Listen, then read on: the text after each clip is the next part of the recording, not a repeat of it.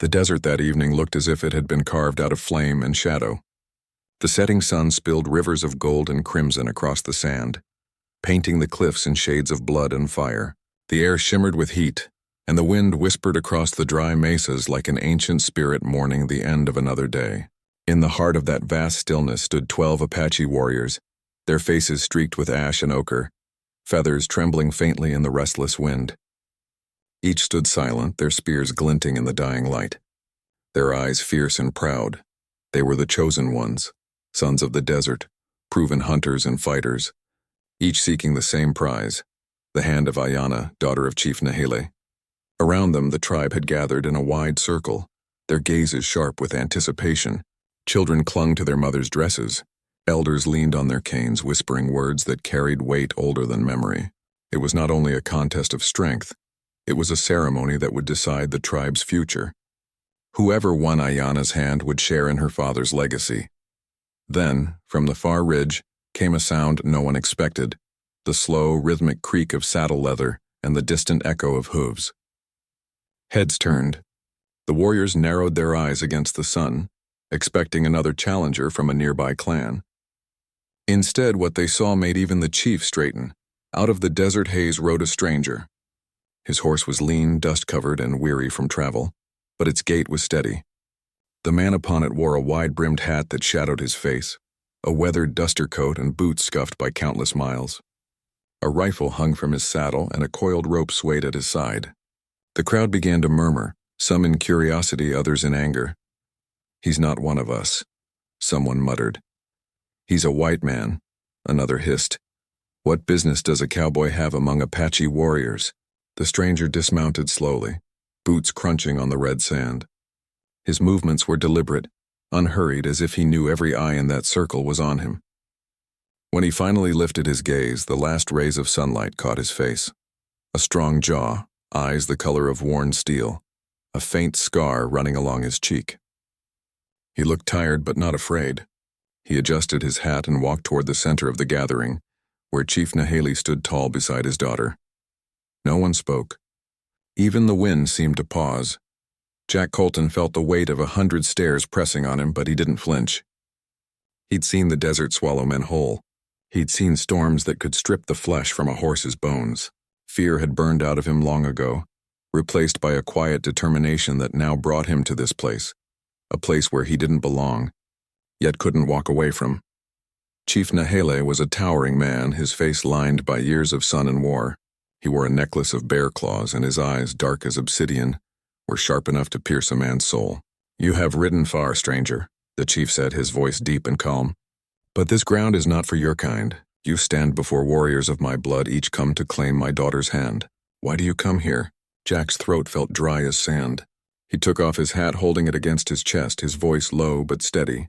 "I came because once, when death rode close behind her, I didn't turn away." Ayana's eyes flickered, eyes that were bright and deep, like the still pools found in hidden canyons. She recognized that voice, even if she hadn't expected to ever hear it again. Months ago, when the river raged high after the monsoon, her horse had stumbled on a crumbling bank. The floodwaters had dragged her down, thrashing her against the rocks. It was Jack who had dived in without hesitation, a stranger risking his life to pull her free. She remembered waking to the warmth of his coat around her shoulders, the roughness of his hands, the softness in his voice when he said, "You're safe now, miss." Then he had ridden off before dawn, leaving no name, no trace, just a memory she couldn't shake. Now he was standing before her father, surrounded by men who could kill him before his next breath. Murmurs rose through the crowd. One of the warriors, a broad-shouldered man with a hawk feather in his braid, stepped forward and snarled, "He mocks our ways. No pale rider will stand among us." The chief raised a hand, silencing him. His gaze didn't waver from Jack. "You saved my daughter. For that I owe you no harm. But saving her life does not make her yours to claim." Jack nodded once. "I know that, Chief. I didn't come here for reward or favor. I came because, when a man's heart knows the truth, he can't pretend otherwise." A silence spread like a wave. The Apache warriors looked at one another, their expressions unreadable. Ayana's lips parted slightly, her pulse quickening. There was something in his voice, something she hadn't heard in any of the warriors who had tried to impress her with strength and power. His words carried something deeper. Another warrior laughed coldly. "Then he comes for love," he said mockingly. "Love is no weapon here. We fight with courage, not with words." Jack's gaze shifted toward him, calm, not angry. "Maybe so," he replied. "But courage comes in many shapes.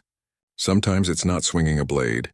Sometimes it's standing alone, knowing everyone wants to see you fall." A faint murmur rippled through the crowd again. The chief's expression softened just slightly, as though the cowboy's words had brushed against something in his heart. But his duty was firm. He turned to his daughter. "Ayanna, speak your will. This man claims to stand for you. Do you accept his presence among those who seek your hand?" All eyes turned to her. Ayanna stood motionless for a moment, her long braids shifting in the wind. Her heart pounded beneath the turquoise beads and leather bands that adorned her chest. She remembered the night by the river, the way his hands trembled when he carried her from the water, the way he turned his back to the sunrise and disappeared without asking for gratitude. She remembered the loneliness in his eyes, like a man who had forgotten what home meant. She took one slow step forward. "If his heart is true," she said softly, her voice carrying across the desert air, "let him stand among the brave." The reaction was instant. Shock, whispers, disbelief. The warriors exchanged angry glances. The man with the hawk feathers spat into the dust. "You shame us, Ayanna. He is not of our blood." But she stood tall, her chin lifted, eyes fixed on her father. "Strength is not only born in the blood, father. It lives in the spirit." Chief Nahali's eyes darkened with thought. He looked at Jack again, studying him in silence for several long moments. The air was thick with tension. Finally he nodded once. "Very well. The stranger will stand among them. But if he wishes to claim what he does not understand, he will face what he cannot endure. There will be no mercy." Jack inclined his head. "Wouldn't ask for any." The warriors stepped back, forming a wider circle. The crowd parted, whispering prayers, doubts, and disbelief. The drums began to sound, slow, heavy beats that echoed through the canyon walls. The ceremony was to begin at dawn, but the trials of spirit began now, in the hearts of those who stood before the fire. That night, as the campfires flickered and the stars scattered like silver dust across the sky, Jack sat alone beside his horse. The animal grazed quietly, sensing his master's unease. The cowboy stared into the flames, the heat painting his face in golden shadow.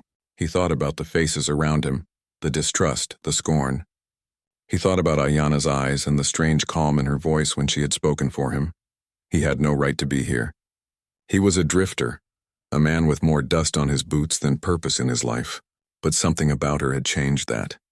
When he pulled her from the river, he hadn't thought beyond saving her life.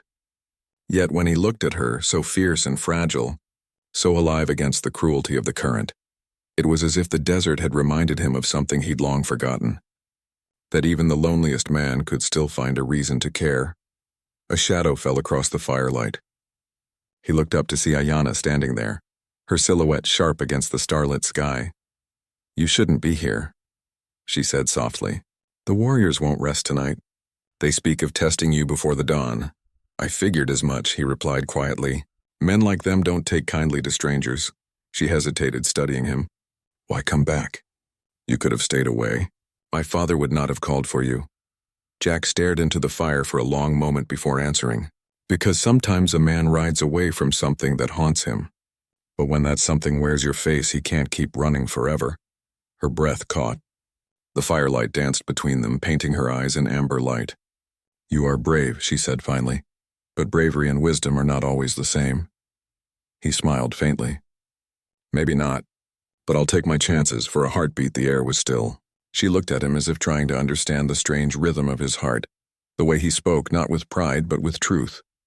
She turned to leave but paused, her voice barely above a whisper. "Then be ready, Jack Colton. At dawn the desert will decide who you truly are." When she was gone, the cowboy leaned back, eyes tracing the stars.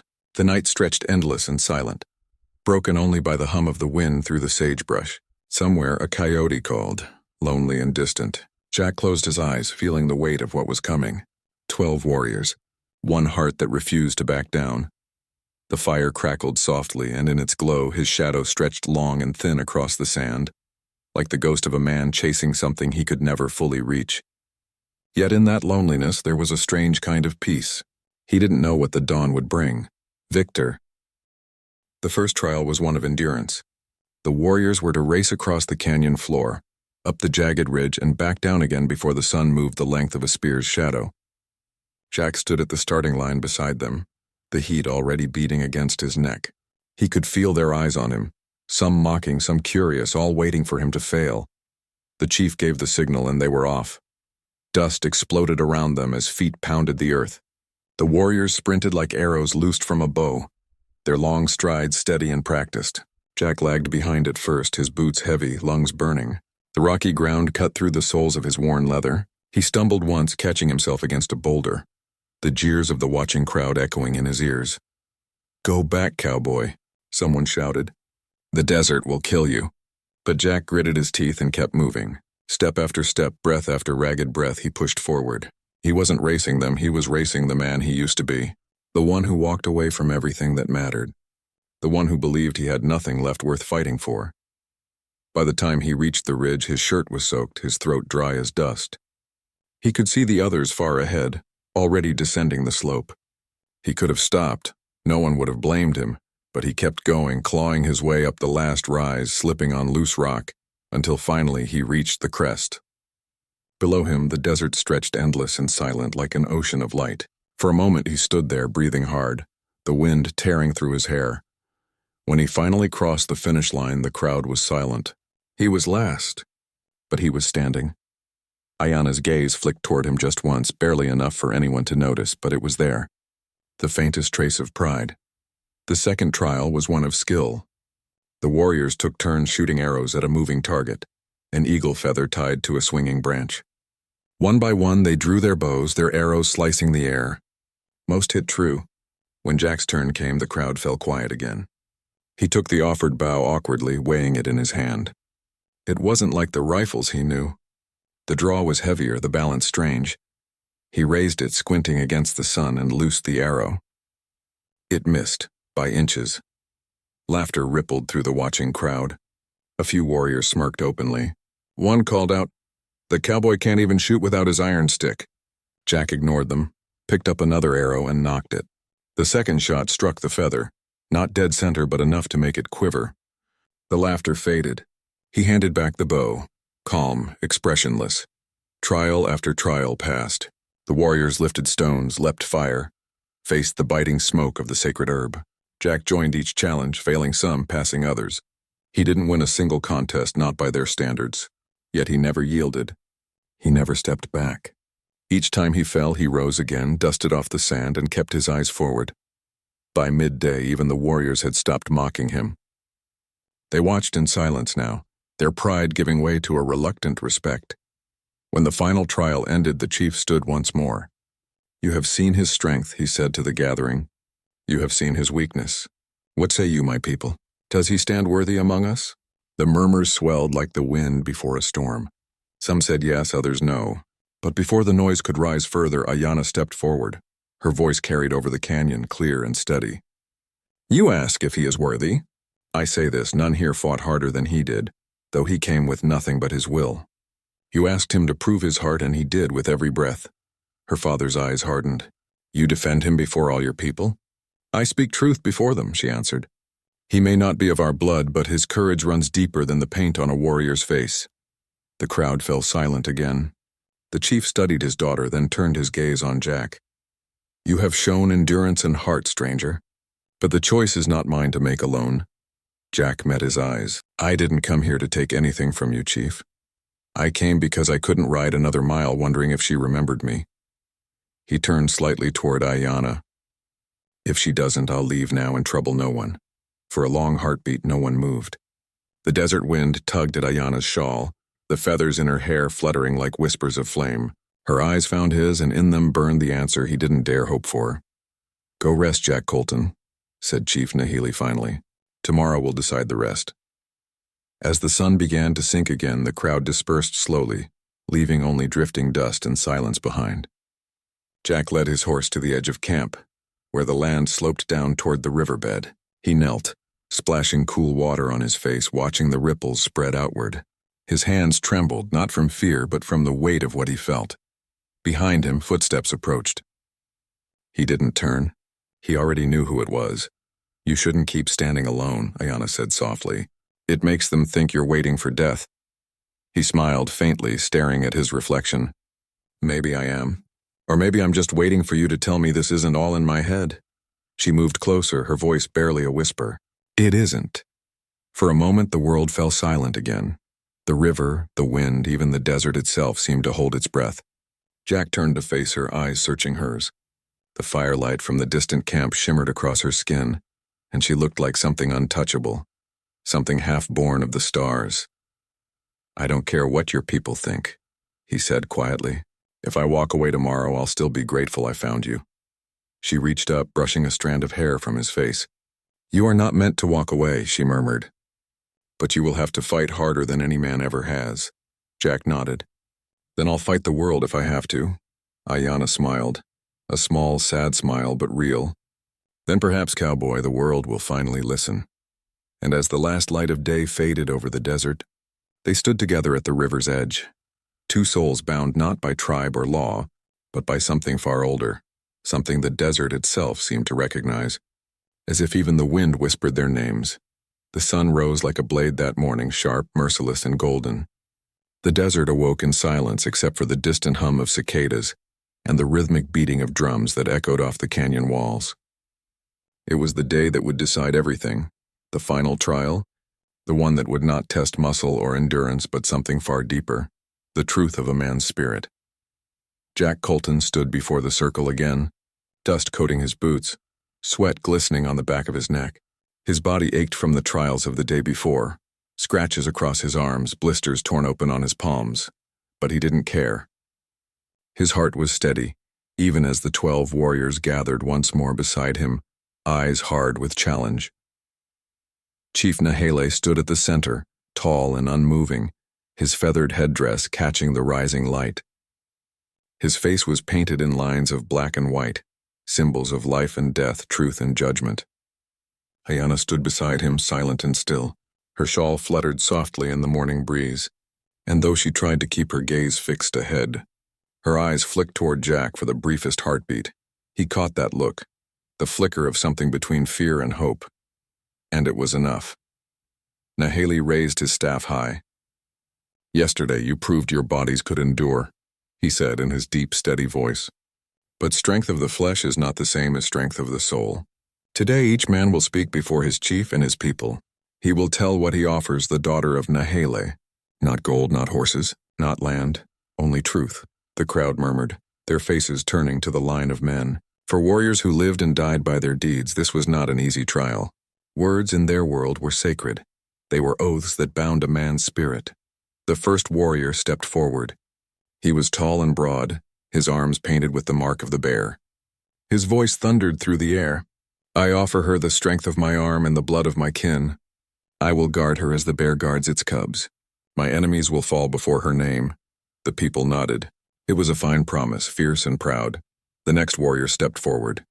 His face was younger, his hair bound with eagle feathers. I offer her swiftness, he said. I will outrun every storm that threatens her. I will carry her across the desert faster than the wind can follow. Applause rippled through the crowd. One by one the others spoke, offering gifts of power, of skill, of riches from neighboring tribes. When the last of the 12 finished, all eyes turned toward the cowboy.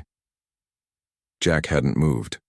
He stood with his hands at his sides, his shadow stretching long across the red earth. The silence around him was heavy, expectant. He could feel their doubt pressing against him, waiting for him to fail, not through weakness of body this time, but weakness of spirit. Chief Nahele's voice broke the stillness. And you, stranger? He asked. You who come from no tribe, who wear no colors, who speak in the tongue of the plains, what do you offer my daughter? Jack took a breath. He didn't look at the chief first. He looked at Ayana. Their eyes met across the circle, and in that single look, the rest of the world fell away. He could hear nothing but the wind and the distant cry of a hawk overhead. Then he spoke. I don't have gold, he said quietly, and I've got no tribe to call my own. The only thing I ever owned was a horse and a name that don't mean much out here. I can't lift a mountain or outrun the wind, but I've lived long enough to know that strength fades and riches can burn away in a day. The only thing a man has that the world can't steal is his word. A hush fell over the crowd. Even the drum stilled. He went on, his V. Jack looked down at his rough, scarred hands. You've all got something worth fighting for. A name, a home, a people. Me? I've spent my whole life running from ghosts. But that river, the day I pulled her out of it, I stopped running. She looked at me, and I saw something I didn't think I'd ever find again. Hope. A reason to stay. He looked back at Ayanna, his eyes glinting beneath the brim of his hat. So, Chief, that's what I offer your daughter. Not strength, not gold, not speed. Just a man who'd rather die honest beside her than live a lifetime without her. When he finished, the silence was thick enough to drown in. The warriors stared, some frowning, some uncertain. The chief stood motionless, his face unreadable. Then one of the younger warriors, the one with the hawk feather, let out a harsh laugh. Pretty words for a man who knows he'll lose, he said. Love is not enough. It feeds no fires. It builds no tents. Jack met his eyes calmly. Maybe not. But I've seen men with full bellies and warm tents who still died empty. The warrior stepped closer, anger flashing in his dark eyes. You speak too freely for a guest, Cowboy. Jack didn't move. Maybe. But truth doesn't need permission. Before the warrior could respond, the chief lifted his hand, commanding silence. Enough. He turned to Jack, his gaze piercing. You speak well, stranger. Your words are strong. But words are only wind unless they're proven. There is one more trial, a test of spirit, not strength. You will enter the canyon alone and face the mark of the sacred fire. If you return before the sun sets unbroken, the spirits themselves will have spoken for you. The crowd stirred uneasily. The canyon of the sacred fire was no small test. It was a place the tribe held in fear and reverence, a stretch of land where the earth cracked open and breathed smoke. The ground there was hot enough to blister skin, and strange voices were said to whisper through the stones. It was a trial not just of endurance but of faith, a journey between life and death. Jack nodded once. Then I'll go. The chief's expression did not change, but there was something behind his eyes, a flicker of curiosity, perhaps even respect. At noon, he said, the spirits will watch. The rest of the day passed slowly, like the desert itself was holding its breath. Jack spent the hours in silence, sharpening his knife, mending the strap of his canteen. He wasn't afraid, though the whispers around camp tried to remind him he should be. He had faced worse things than heat or fear. He had faced a lifetime of emptiness, and this at least meant something. Ayanna found him as the sun climbed high. She walked without her father's guards this time, her steps light against the sand. When she reached him, she didn't speak at first. She just looked at him, long and searching, as if trying to memorize his face in case the desert took him away. You don't have to do this, she said finally, her voice barely above a whisper. He smiled faintly. I think I do. They only want to see you fail, she said. If you go in there and don't come out, then it was meant to be, he finished gently. But if I don't go, I'll spend the rest of my life wondering what would have happened if I did. Her eyes glistened with unspoken fear. You saved me once from the river. Must you try to save me again from my own people's pride? Jack looked at her for a long moment, then shook his head. This isn't about saving you, Ayanna. It's about standing beside you. She stepped closer, the scent of sage and smoke clinging to her. Then take this. She slipped a turquoise bead from her hair and pressed it into his palm. It will remind the spirits that you are not alone. He closed his hand around it, feeling its warmth. I'll bring it back to you, he said softly. If I don't, then you'll know it found its way to where I am. When the sun reached its highest point, Jack walked alone toward the canyon. The air shimmered with heat, the horizon wavering like liquid glass. The people gathered at the edge to watch. Some crossed their arms in silent defiance. Others whispered prayers. Ayanna stood apart, her hands clasped tightly together, her eyes never leaving him. The canyon walls rose around him like jagged teeth. The ground cracked beneath his boots, the smell of sulfur heavy in the air. He moved carefully, each step deliberate. The deeper he went, the hotter it became, until the sweat ran freely down his back and his breath came in ragged gasps. He passed stones blackened by old fires, their surfaces still warm to the touch. At one point he stumbled, catching himself against a rock. For a moment he thought he heard something, a low voice, distant and hollow, whispering through the fissures. He couldn't make out the words, but the sound chilled him more than the heat ever could. He pressed forward, gripping the turquoise bead tightly. Hours passed, or maybe minutes. Time lost its shape in the suffocating heat. Jack's vision blurred, his throat dry as bone. The ground seemed to shimmer beneath him, the air alive with the ghostly hum of wind trapped between stone. He thought of Ayanna, her eyes, her voice, the way she'd looked at him that first day by the river. The thought gave him strength, just enough to keep moving. When he finally emerged at the other side, the sun was beginning to dip toward the horizon. His shirt was torn, his hands blistered, his face streaked with ash. But he was alive. The crowd gasped when they saw him climb back up the ridge. Even the warriors bowed their heads slightly in silent acknowledgement. Ayanna pressed her hand to her mouth, tears bright in her eyes. Jack stopped before the chief, the turquoise bead still in his hand. He placed it gently in the dust before him. "I believe this belongs to your daughter," he said hoarsely. Naheli looked at him for a long moment. "You walked with the fire and returned. The spirits have seen you. They have spoken." He turned toward his daughter. "Now, Ayanna," he said, his voice carrying the weight of centuries. "The choice is yours." And as the sky bled into gold and crimson, the girl everyone had come to win lifted her eyes, not to the strongest, not to the swiftest, but to the man who had walked through fire just to stand beside her.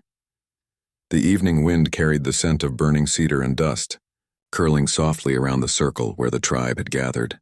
The sky had turned to fire, streaked with red and gold, and the desert stretched endless beneath it, glowing like a sea of embers. Jack stood in the center, his boots sinking slightly into the warm sand.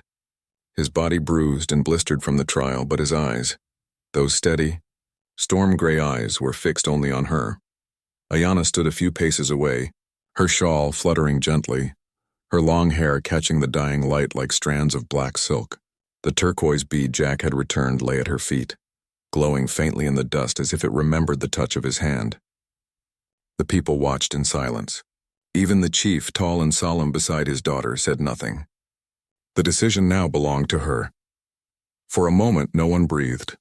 Then she took a single step forward and another, her bare feet whispering across the sand. The air trembled with expectation. Jack's heart pounded in his chest. He didn't move, didn't speak, afraid that even a breath might break the fragile thread between them. When she stopped before him, the space between them felt alive, full of all the things neither had dared to say. Her voice, when it came, was soft but clear.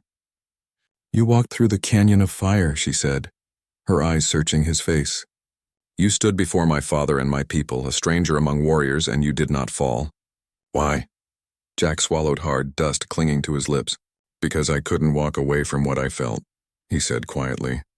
"Because when I looked at you, I saw something I didn't think I'd ever find again. A reason to stop running." Her gaze didn't waver. "And if I chose another? If I turned away now?" He smiled faintly, though there was sorrow in it. "Then I'd thank you for letting me stand beside you this long. And I'd ride on, knowing I left my heart in the only place it ever truly belonged." The words hung between them like smoke. The chief's expression softened slightly, barely noticeable, but enough for the elders to exchange quiet glances. Ayanna's eyes glistened, but she did not look away. "All my life," she said, her voice trembling just slightly, "I have been told that my heart must serve my people, that love is a gift given only after duty is fulfilled. But when you pulled me from that river, you didn't think of duty. You didn't think of yourself. You just acted." Her hand reached up, brushing lightly against his cheek. Her fingers were cool, her touch barely there. "In that moment I saw truth, and I have not forgotten it." A murmur rippled through the crowd, soft and uncertain. Naheli's eyes were dark as the desert before rain. "Daughter," he said gravely, "you know the weight of your choice. Once spoken, it cannot be taken back, I know," she whispered. Then turning to face the people, her voice grew stronger. "I choose him." The words fell like thunder in the quiet dusk. The warriors shifted uneasily. Some turned their faces away. Others bowed their heads in acceptance, but no one spoke against her. The chief stood silent, his gaze steady, measuring the man before him. Jack didn't move. He felt the ground beneath him, the pulse of the earth, the beating of his own heart. For a moment he thought he might be dreaming. Then the chief stepped forward, his shadow falling across the both of them. "You have walked through trial and flame," Naheli said, his deep voice echoing through the gathering. You have spoken truth, and you have stood without fear. I see the fire of a warrior in you, even if your skin does not bear our paint. But a man who would take my daughter must carry not only her heart, but her people's trust. You may stay among us. Ak stopped by a ridge overlooking the valley, the wind tugging gently at his shirt. You sure about this? He asked softly. Choosing me means leaving behind a lot. She looked at him, her eyes calm and sure. I'm not leaving anything behind, she said. I'm walking toward what feels right. He chuckled under his breath. You make it sound easy. It isn't, she admitted, her voice soft. But the hardest paths are the ones that lead us where we're meant to be. For a long while they stood in silence, watching the desert stretch endlessly before them. Jack's thoughts wandered back to all the miles he'd traveled, the towns that had never felt like home, the nights spent staring at the stars, wondering what he was chasing. Now for the first time he understood. It wasn't land or gold or a name he'd been searching for, it was peace. And somehow, impossibly, he'd found it here, in the eyes of a woman he never should have met. When the dawn came, the tribe gathered again. The chief performed a ceremony of binding, simple, ancient, and full of meaning. 2 strands of leather, one dyed red, one brown, were tied together by the hands of the elders. Ayanna and Jack held each end, their fingers meeting in the middle. 2 spirits, Nahili said, bound not by blood, but by choice. Let the desert witness. As the sun broke over the horizon, Jack felt the warmth touch his face, and something deep within him shifted. For the first time since his childhood, he felt like he belonged. Not as a wanderer or a stranger, but as part of something that would outlive him. Days turned into weeks, and weeks into months. Jack learned the ways of the tribe, their stories, their songs, their hunting paths. He built a home from cedar and clay at the edge of the valley, its doorway facing the rising sun. The people who had once looked at him with suspicion began to nod in greeting. He shared his skills too, teaching the young ones how to track wild horses, how to mend leather, how to shoot straight without wasting bullets. At night, he and Ayanna would sit by the fire, her head resting on his shoulder, the stars wheeling above them. Sometimes she'd tell him stories of her ancestors.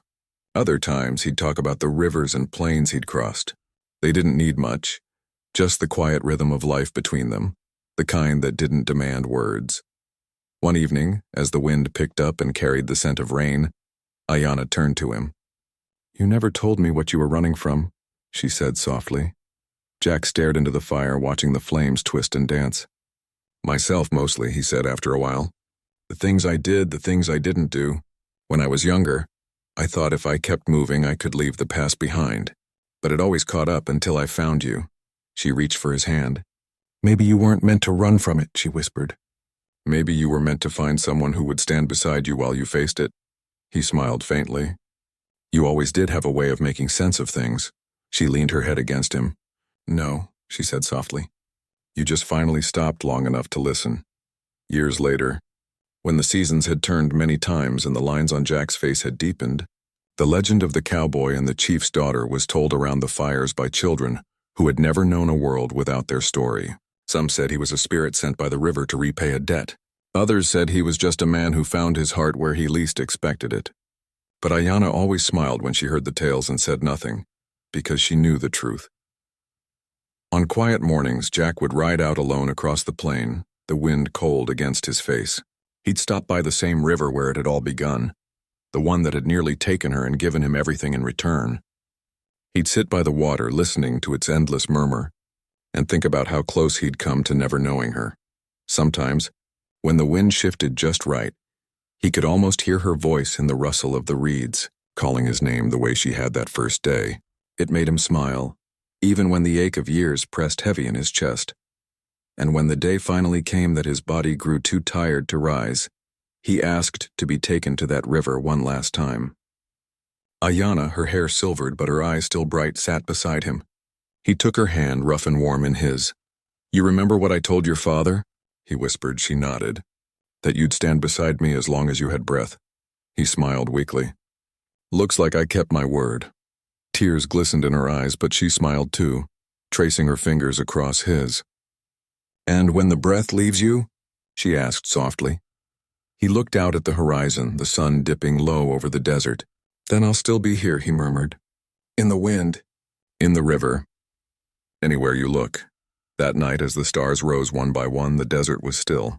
And though the tribe mourned, they also celebrated. For they knew the story would live on, etched not in stone, but in the hearts of those who believed in love stronger than fear. Years later, travelers passing through the valley would hear it whispered.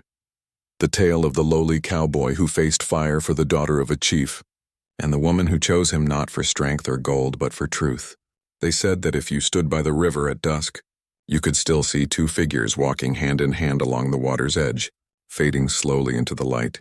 And the desert, vast and eternal, kept their secret, as it had from the very beginning.